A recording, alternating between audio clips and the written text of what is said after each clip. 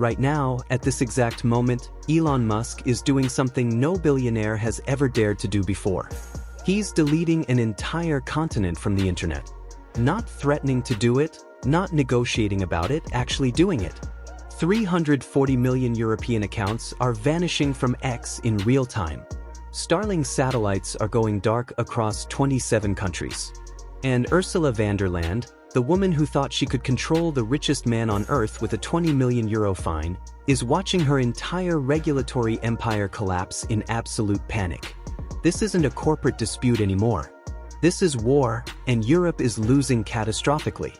What you're about to discover will change everything you thought you knew about who actually controls the digital world we all live in. Because the European Union just learned the most expensive lesson in modern history. You cannot threaten a man who owns the infrastructure itself. The crisis began exactly 73 days ago when Ursula von der Leyen made the decision that would destroy her legacy forever. She sat in her Brussels office on the 14th floor of the Berlaymont building surrounded by her most trusted advisors reviewing what they were calling Operation Digital Sovereignty. The plan was perfect, elegant, unstoppable, or so they believed. The European Commission had spent 22 months building an airtight legal case against Elon Musk and his platform X. They had documented 847 specific violations of the Digital Services Act. They had collected testimony from 312 researchers who claimed Musk had blocked their access to platform data. They had compiled evidence of what they called systematic disinformation that was poisoning European democracy from the inside. The evidence filled 2,400 pages of legal documentation. Every single page had been reviewed by the EU's top legal minds. Every argument had been stress-tested against potential challenges. Every claim had been verified and cross-referenced multiple times. This wasn't a rushed political attack. This was a comprehensive legal siege designed to bring Elon Musk to his knees and force him to surrender control of his platform to European regulators. The punishment structure was carefully calibrated to be absolutely devastating. First, an immediate fine of 20 million euro for deceptive practices related to the blue verification checkmark system. Then, formal charges that X had become what Brussels called a breeding ground for dangerous disinformation. Next, accusations that Musk had deliberately violated European law by refusing to provide data access to independent researchers. And finally, the ultimate weapon that would force complete surrender. X would be banned from every single app store across all 27 European Union member states unless Musk agreed to one non-negotiable demand. He had to install EU-approved content moderators directly inside EX's headquarters in San Francisco. These weren't going to be advisors. These weren't going to be consultants who made suggestions Musk could ignore. These were going to be officials with actual enforcement power. They would have the authority to remove any content they deemed harmful to European interests. They would have the power to suspend any account they consider dangerous. They would have the ability to control what 340 million Europeans were allowed to see, read, share, and say on the platform. Essentially, Brussels was demanding that Musk hand over the keys to free speech on X and let European bureaucrats decide what qualified as acceptable communication. Von der Leyen had absolute confidence this would work. She had done this exact thing before with every other American tech giant. She had brought Apple to its knees over App Store monopoly policies, forcing them to completely restructure their entire ecosystem. She had made Google pay $2 billion in antitrust fines and fundamentally change how they operated across Europe. She had forced Meta to dismantle their data collection infrastructure and rebuild it according to EU specifications. Every single time the pattern was identical. First, the tech companies resisted. They complained about regulatory overreach. They threatened to reduce their European operations. They made angry statements about government interference in free markets. Then, after months of posturing, they always came back to the negotiating table because leaving Europe was impossible. The European Union represented 450 million of the wealthiest consumers on planet Earth. The purchasing power was enormous. The revenue potential was staggering. No technology company could afford to abandon that market. The financial loss would be catastrophic. The competitive disadvantage would be permanent. So they always surrendered eventually. They always paid the fines. They always accepted the restrictions. They always found a way to comply. Van der Leyen had mapped out exactly how the Musk negotiation would unfold. Phase 1, Musk would explode on social media with posts about tyranny and censorship and attacks on freedom. Phase 2, his lawyers would request formal meetings to discuss the specific allegations and potential remedies. Phase 3, there would be 6 to 9 months of back-and-forth negotiations about the fine amount and the exact authority the EU moderators would have. Phase 4, Musk would agree to a modified version of the demands, declare victory by claiming he had protected free speech while making minimal concessions, and everything would continue operating normally. This was how it always worked. This was how it had worked with Tim Cook at Apple. This was how it had worked with Sundar Pichai at Google. This was how it had worked with Mark Zuckerberg at Meta. Van der Leyen had absolutely no reason to believe Elon Musk would be any different. But Musk was different, fundamentally, structurally, dangerously different in ways that Brussels completely failed to understand. Normal CEOs operated within constraints that Musk had systematically eliminated from his life. Normal CEOs had boards of directors who could overrule their decisions if those decisions threatened shareholder value. Normal CEOs had investors who demanded quarterly profit growth above everything else. Normal CEOs had financial partners who would revolt if the company sacrificed billions in revenue for abstract principles about freedom and government control. Musk had none of those limitations. He owned X completely and outright. He had purchased the entire company with $44 billion of his own money. He had no board that could fire him. He had no shareholders who could sue him for destroying company value. He had no investors who could threaten to pull their funding if he made decisions they disagreed with. He could do exactly what he wanted when he wanted for whatever reason he wanted. And what he wanted was something that Van der Leyen never even considered possible. He wanted to prove that European regulatory power was built on nothing but illusion and bluff. He wanted to demonstrate that the EU's authority only existed because tech companies voluntarily chose to recognize it. He wanted to show the entire world that threatening Elon Musk was the biggest mistake any government could make. So when the European Commission issued its final ultimatum on December 3, 2025, demanding that Musk comply with all their terms within 30 days or face immediate and total ban across every European country, something completely unprecedented happened. Silence. Absolute, total unnerving silence that stretched for weeks and created confusion that slowly transformed into genuine fear inside the Berlaymont building. For 19 days, Musk said absolutely nothing publicly about the EU's demands.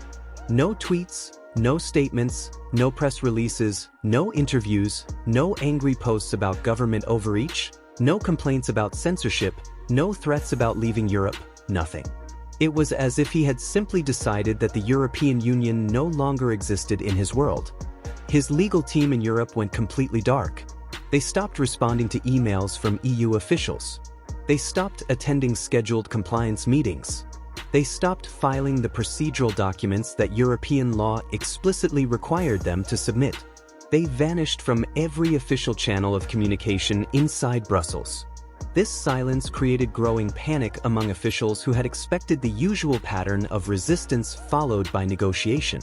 Some commissioners believed Musk was preparing a massive legal counterattack with armies of lawyers ready to challenge the EU in every court across the continent.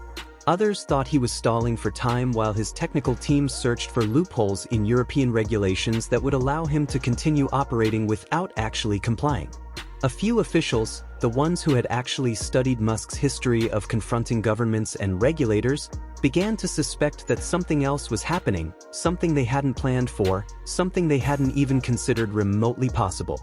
They were right to worry because while Brussels waited for Muse to respond through normal diplomatic and legal channels, he was doing something far more radical than anyone in the European Commission had imagined in their worst nightmares. He wasn't preparing to negotiate. He wasn't preparing to fight in European courts. He was preparing to leave Europe entirely and permanently in a way that would make reversal completely impossible. On December 8, 2025, at exactly 3:17 a.m. California time, Musk sent an encrypted message to exactly 14 people.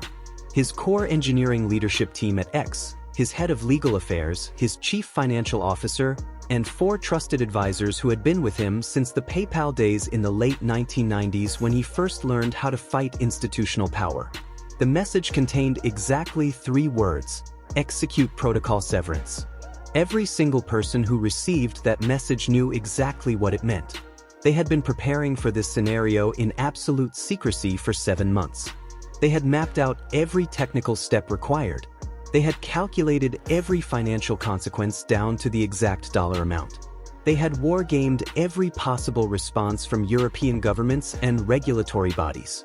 Protocol severance was the internal code name for something that had never been done before in the history of the internet.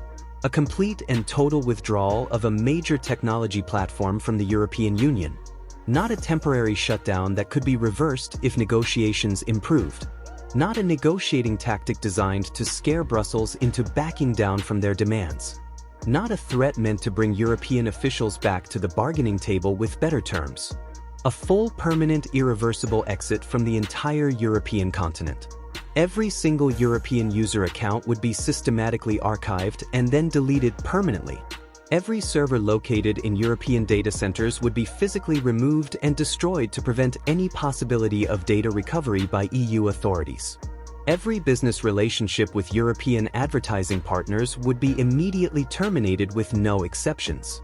Every contract with European content creators would be voided. X would cease to exist on European soil as completely as if the platform had never been created. The engineering team moved with absolute military precision. They divided themselves into 3 specialized operational groups, each with a specific mission that had to be executed flawlessly. The first group handled the technical deletion process. They were writing code that would systematically erase every piece of data associated with European users while preserving the global platform's functionality for users in the rest of the world. This was extraordinarily complex work that required brilliant engineering. X's infrastructure was deeply interconnected across continents. European user data was entangled with global systems in thousands of ways. Deleting 340 million accounts without crashing the entire platform for users in America, Asia, Africa, and everywhere else required surgical precision that most engineers said was impossible. The team worked in brutal 18-hour shifts testing and retesting their deletion protocols on isolated server environments. The second group managed financial logistics and legal separation. They had to unwind 4,784 individual advertising contracts with European companies. They had to settle outstanding payment obligations. They had to calculate the exact revenue loss from abandoning the European market completely. The numbers were absolutely staggering. X generated approximately $4.7 billion annually from European operations. That revenue would vanish overnight. European advertisers paid premium rates. European users were highly engaged. European markets were incredibly valuable. But Musk had made his decision absolutely clear to everyone involved. The money didn't matter. The principle mattered. Proving that EU authority was an illusion mattered more than billions in annual revenue. The third group was the smallest, but perhaps the most critical to the entire operation. They handled what Muse personally called narrative control. This team would manage how the world understood what was happening.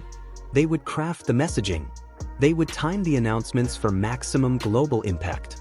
They would control the story before traditional media could frame it their way. Musk had learned something crucial from his years of battling governments, regulators, and media organizations across multiple continents. The side that controls the narrative wins the war. It didn't matter what the actual law said.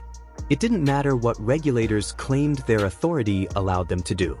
What mattered was what hundreds of millions of people believed was true about who was right and who was wrong. And Musk knew exactly how to make people believe his version of events. He would frame the EU as authoritarian censors trying to control free speech. He would position himself as the lone defender of digital freedom fighting against government overreach.